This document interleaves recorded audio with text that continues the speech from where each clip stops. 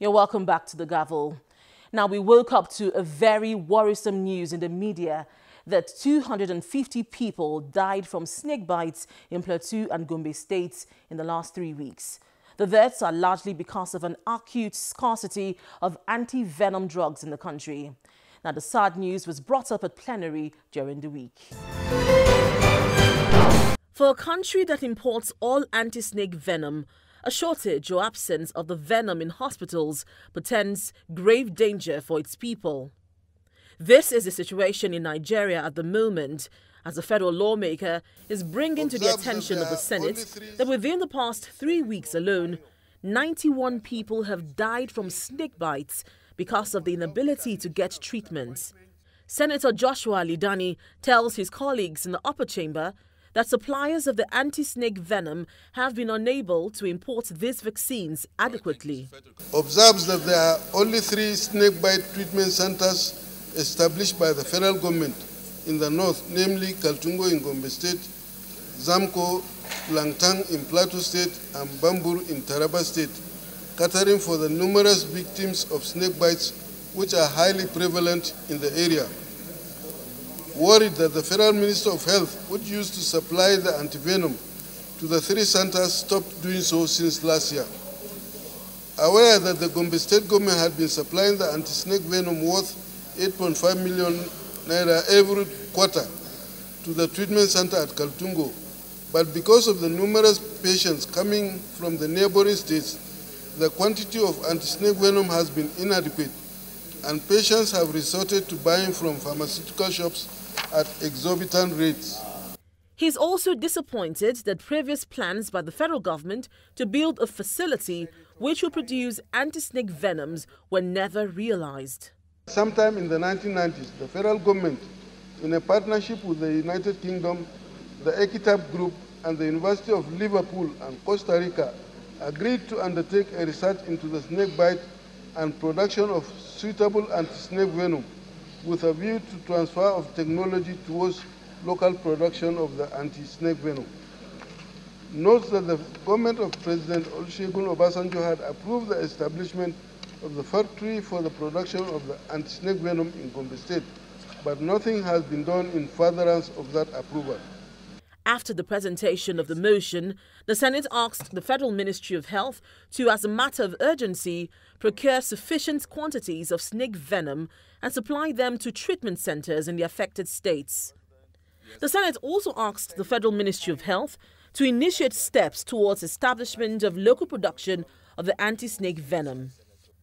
The upper chamber also mandated its Committee on Health to investigate the failure of the Ministry of Health to supply anti-snake venom to the treatment centers and other health centers. Meanwhile, lawmakers in the Senate and House of Representatives are horrified at the death of 26 Nigerian girls aged between 14 and 18, whose bodies were discovered in a Spanish warship, Cantabria, carrying 375 migrants to Europe.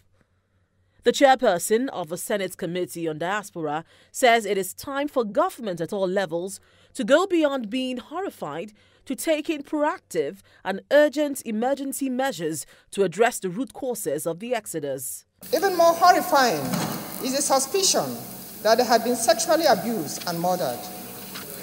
The Senate is concerned that as at May 2017, it was reported that about 10,000 Nigerians had perished along the Sahara Desert, Libya-Mediterranean Sea route. For some lawmakers, the death of the 26 Nigerian girls is part of a series of tragedies which has gone on for too long.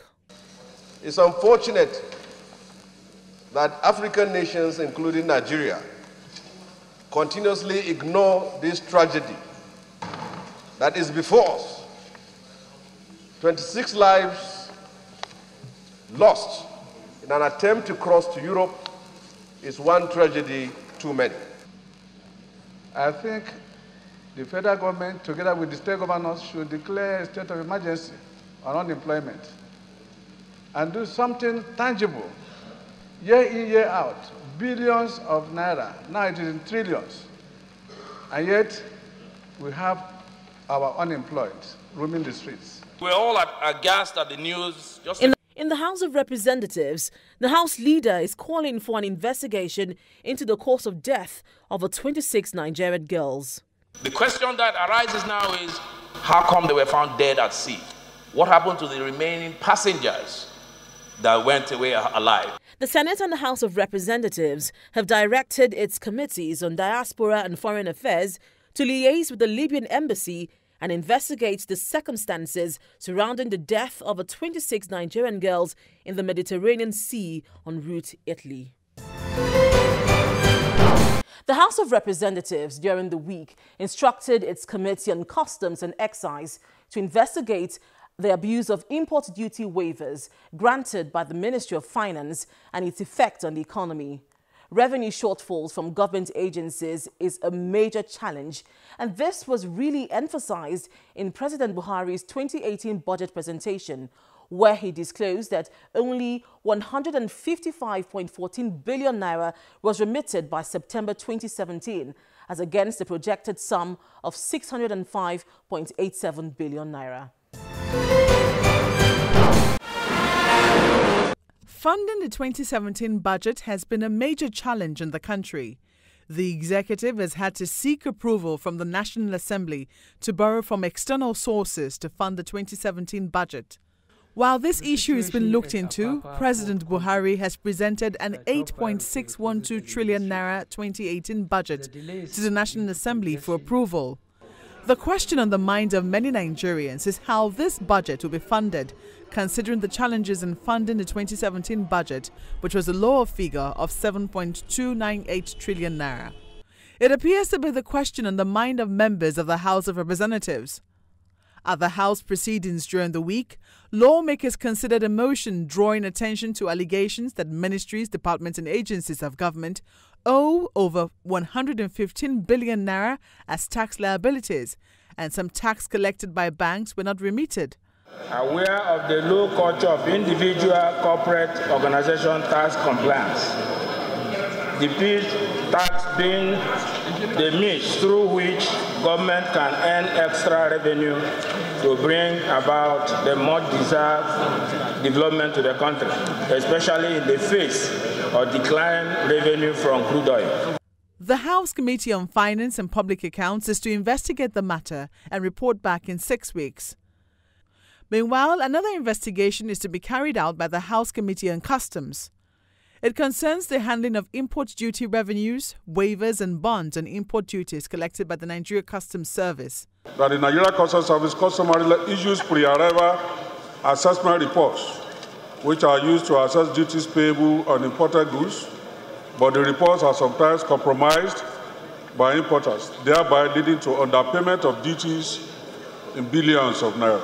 In a related development, the House considered a motion calling for a probe into the operational activities of a private company, Webfontaine, as it relates to his work with the Nigeria Customs Service Information and Communications Technology Infrastructure.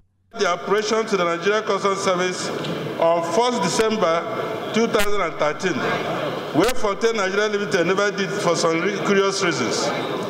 The House is aware that Webfontaine has transferred almost all shares to Hong Kong and is left with one share as stated on the deeds of transfer of shares from 2006. The Committee on Customs is also to investigate this and report back to the House in 6 weeks. Meanwhile, the lower chamber has asked its Committee on Customs to audit the customs duty remitted by commercial banks to the Central Bank of Nigeria from January 2014 till date and obtain proof of such remittances from the CBN. This directive from the House came after Representative Jerry Alagboso pointed out the need for Parliament to monitor revenue generated from the Nigeria Customs Service. President Buhari, at the presentation of the 2018 budget in the National Assembly, was vocal about his disappointment with the massive revenue shortfalls from government agencies.